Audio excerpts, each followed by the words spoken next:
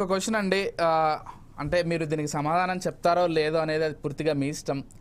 MIM అధ్యక్షుడు అక్బరుద్దీన్ ఓవైసీకి సంబంధించి చాలా పెద్ద విమర్శ వినిపిస్తోంది. ఆయన పేరు మీద కొన్ని వేల ఎకరాల భూమి ఉంది. ఈరోజు అందరికంటే ఎక్కువ బాధపడిపోయేది ఆయనే, అందుకే ఆయన పర్సనల్గా తీసుకుంటున్నారు అనేటువంటి విమర్శ చాలా గట్టిగా ఉంది. సరే, ఇప్పుడు మీకు పూర్తిగా తెలుసని నేను చెప్పను, కాకపోతే మీ వరకు ఇన్ఫర్మేషన్ అయితే కొంత ఉండే ఉంటుంది. ఏం చెప్తారు దానికి? అంటే నేను ఒకటైతే చెప్తానండి, చూడండి, అసదుద్దీన్ ఓవైసీ గారు, హైదరాబాద్ ఎంపీ గారు, ఆయన చేసేటటువంటి రాజకీయము ఒక డిఫరెంట్ రాజకీయము. ఈ రోజు మొత్తం దేశంలో అందరిపై ఈడీ అటాకులు జరుగుతాయి. అందరూ దొంగలు అని చెప్పేసి వాళ్ళని దొంగగా సృష్టించే ప్రయత్నం చేస్తారు. కవిత గారిని తీసుకెళ్లి లోపలేస్తారు. అవసరం పడితే రేపు కేసీఆర్ గారిని కూడా అనవేస్తారు.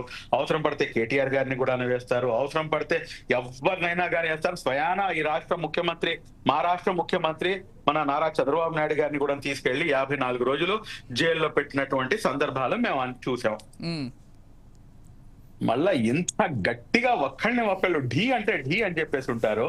మళ్ళా ఎప్పుడు కూడాను మా అసద్ భాయ్ మీద వీళ్ళు ఎప్పుడు వేలెత్తి చూపించారు. అసలు ఎక్కడా కూడాను ఒక్క మాట మాట్లాడరు. అంటే నాకు అనుమానం, నేను నివృత్తి చేసుకుందాం అనుకుంటున్నాను. అంటే ఇది ఎందుకని చెప్పేసి ఇంత మంచి అండర్స్టాండింగ్ ఉంది అనేది నేను ఏదో మీరు బీజేపీకి పని చేస్తున్నారు అంటే నేను చెప్పట్లేదండి, ఎందుకంటే ఆ మాట నేను చెప్పలేను.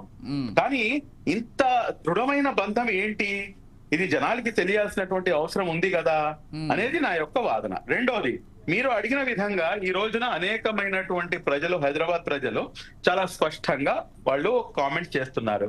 ఇన్ని సంవత్సరాలు మన హైదరాబాద్ ఎంపీగా మీ దీని నుంచే ఉన్నారు, చాలా మంది సభ్యులుగా ఉన్నారు, మీరు ఏం చేశారు అని చెప్పేసి దీనికి సమాధానం చెప్పాల్సినటువంటి బాధ్యత ఉంది సార్. ఇప్పుడు నేను ఉన్నానండి, నేను నా దగ్గర ఒక అంగుళం భూమి, ఒక అంగుళం అంటే ఒక అంగుళం భూమి కూడా నాకు ఒక్కొక్కటికి సంబంధించి నా దగ్గర లేదు, ఓపెన్. మళ్ళా మీ దగ్గర ఉంది అంటున్నారు. మీరు దీనిపై సమాధానం ఇవ్వాలి. ఇచ్చి జనాలకు వాళ్ళకు ఉన్నటువంటి అనుమానాలను నివృత్తి చేయాల్సినటువంటి అవసరం ఉంది.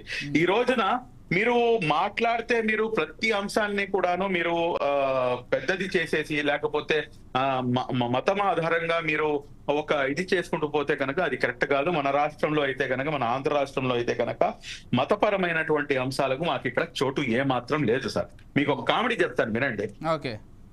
వక్ఫ్ బోర్డ్ లో అన్య మతస్థులు అంటే ముస్లిం ఏతరులు రాకూడదు అని చెప్పేసి తెలుగుదేశం పార్టీలో ఉన్నటువంటి నాయకులు ఎవరు, మన హిందూ నాయకులు, అదే విధంగా అన్య మతస్థులు సైతం కూడాను మాతో పాటు నుంచి వాళ్ళు మాతో కలిసి వాళ్ళు మాట్లాడుతున్నారు.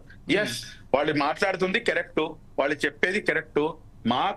మేము వాళ్ళ దాంట్లో జోక్యం ఎందుకు చేసుకోవాలి, వాళ్ళు మా దాంట్లోకి వచ్చి జోక్యం చేసుకున్నప్పుడు అని చెప్పేసి, అంతే కదా. ఎంత సౌద్రమైన వాతావరణం ఉందో చూడండి ఇక్కడ. కానీ ఇదే పరిస్థితి మీకు అక్కడ ఉంటుందా అంటే ఉండదు, నార్త్ లో ఉంటుందా అంటే ఉండదు. ఇది ఆంధ్ర రాష్ట్రం అండి. ఇక్కడ ముఖ్యమంత్రి గారి పేరు నారా చంద్రబాబు నాయుడు గారు, ఇక్కడ ముఖ్యమంత్రి గారు నారా చంద్రబాబు నాయుడు గారు. ఇక్కడ ఆయన ముఖ్యమంత్రిగా ఉన్నాడంటే కనుక ఇక్కడ కులం, మతం ఏది కూడా ఉండదు, అందరినీ సమానంగా చూస్తాడు. కాబట్టి ఇక్కడ మతపరమైనటువంటి రాజకీయానికి అవకాశం ఏమాత్రం లేదు. నేనైతే ఇదే ముఖ్యమంత్రి గారిని నేను స్పష్టంగా డిమాండ్ చేస్తున్నాను, మీరు ఏదైతే చెప్పారో, మీ యొక్క వర్షన్ ఏదైతే ఉందో, what CBN things that has to be implemented by the nature. ఇప్పుడు ఫైనల్ గా మీరు అంటున్నటువంటి ముస్లిమేతరులు ఎవరైతే సభ్యులుగా ఉంటారో ఇద్దరు, దాని మార్పు, అదే విధంగా 5 ఏళ్ల పాటు ఖచ్చితంగా